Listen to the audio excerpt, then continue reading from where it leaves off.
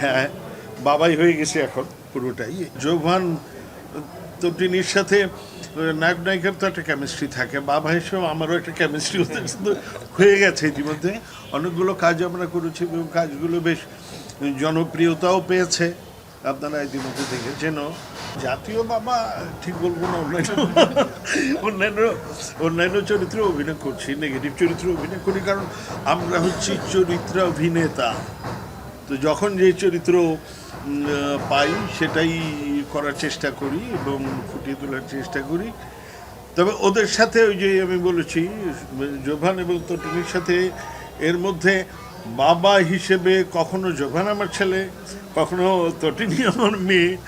তো এই মানে তাদের সাথে কাজ করতে গিয়ে একটা আন্ডারস্ট্যান্ডিং কিন্তু হয়ে গেছে একেবারেই।